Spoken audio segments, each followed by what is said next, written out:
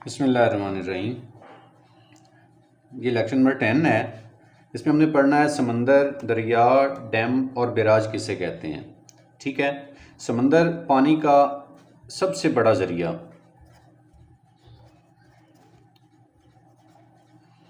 सबसे बड़ा ज़रिया समंदर कहलाता है। ठीक है। पानी का सबसे बड़ा ज़रिया जो है वो समंदर कहलाता है। दुनिया में 5 बड़े समंदर हैं। दुनिया में कितने हैं? 5 समंदर हैं। कौन कौन से हैं? पहला है पैसिफिक ओशन, दूसरा है अटलांटिक ओशन, तीसरा है इंडियन ओशन, चौथा है आर्कटिक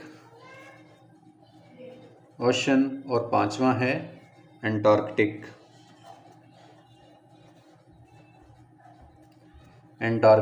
ओशन।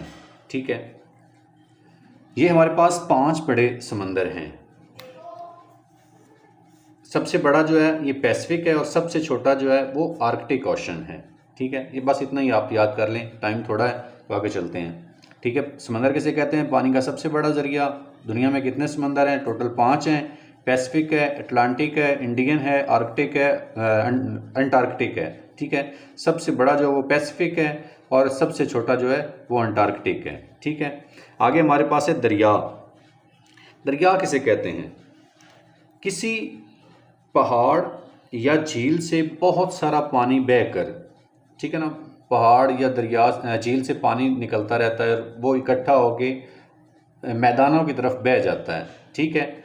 तो उसको हम दरिया कहते हैं। पहाड़ या झील से कुदरती तौर पर पानी का खुश्की की तरफ बहना। ठीक है। पहाड़ या झील से कुदरती तौर पर पानी का खुश्की की तरफ बहना ये दरिया कहलाता है। ठीक है। दुनिया का सबसे बड़ा दरिया कौन सा है? दुनिया का सबसे बड़ा दरिया कौन सा है? वो नील है। दरियाए नील जो मिस्र से निकल रहा है। और पाकिस्तान का सबसे बड़ा दरिया कौन सा है? तो वो दरियाए सिंध है, जिसकी लेंथ तकरीबन 3180 किलोमीटर है। ठीक है। दुनिया का सबसे बड़ा दरिया नील है और पाकिस्तान का सबसे बड़ा दरिया दरियाए सिंध है, जिसकी लंबाई 3180 किलोमीटर है। ठीक है। आगे हमारे पास है डैम। डैम किसे कहते हैं? पानी का बहुत गहरा ज़ख़ीरा जो है। ठीक है। पानी का ज़ख़ीरा जिसको बाद में पीने के लिए या फसलों के लिए इस्तेमाल किया जाता है, उसको हम डैम कहते हैं।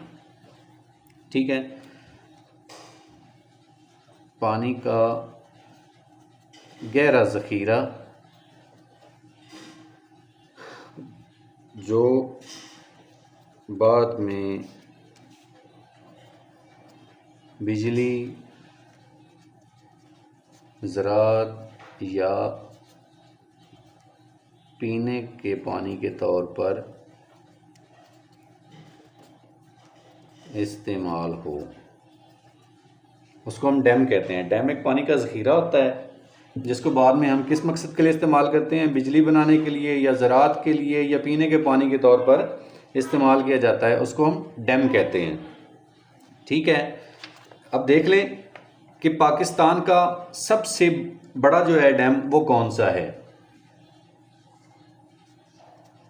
पाकिस्तान का सबसे बड़ा डैम तरबेला है,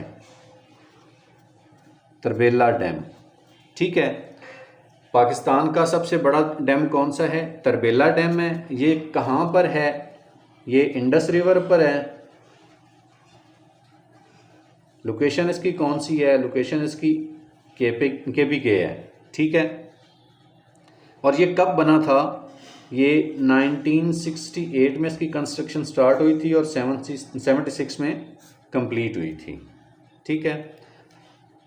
पाकिस्तान का सबसे बड़ा डैम तरबेला डैम है। ये कहाँ पर है? ये इंडस रिवर पर है। कौन से मकाम पर है? KPK में है। कब स्टार्ट हुआ? 1968 में इसकी कंस्ट्रक्शन स्टार्ट हुई थी और 1976 में इसकी कंस्ट्रक्शन कंप्लीट हुई थी। अच्छा, इसके आगे हमारे पास है बैराज। ये बैराज भी एक तरह का डैम ही होता है। डैम के तौर पर इसको आप समझ सकते हैं।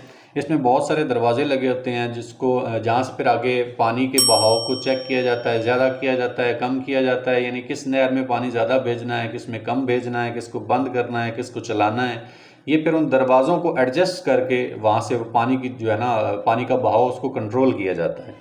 ठीक है। बैराज किसे कहते हैं? ये भी डैम के तौर पर ही आप इसको समझ सकते हैं। इसमें दरवाजे लगे होते हैं। ठीक है, दरवाजे लगे होते हैं जो पानी के बहाव को कंट्रोल करने के लिए इस्तेमाल होते हैं। ठीक है। जब पाकिस्तान का सबसे पुराना बैराज कौन सा है? पाकिस्तान का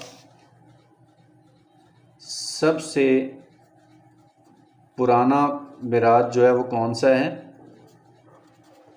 वो है सक्खर बैराज। ठीक है। पाकिस्तान का सबसे पुराना बैराज कौन सा है? सक्खर बैराज है। और ये कहाँ पर है? ये भी इंडस रिवर पर है, यानी दरियाए सिंध पर है। ठीक है, इंडस रिवर पर है। और इसका काम जो है, यानी ये 1923 में इसकी कंस्ट्रक्शन स्टार्ट हुई थी। 1923 में इसकी कंस्ट्रक्शन स्टार्ट हुई और 1932 में ये कंप्लीट हुआ था। ठीक है। सक्खर बैराज पाकिस्तान का सबसे पुराना बैराज है। ये इंडस रिवर पर है। 1923 में इसकी कंस्ट्रक्शन स्टार्ट हुई थी और 1932 में ये कंप्लीट हुआ था और इसकी लेंथ तकरीबन 2 किलोमीटर है। ठीक है, इसकी लेंथ तकरीबन 2 किलोमीटर है। ठीक है।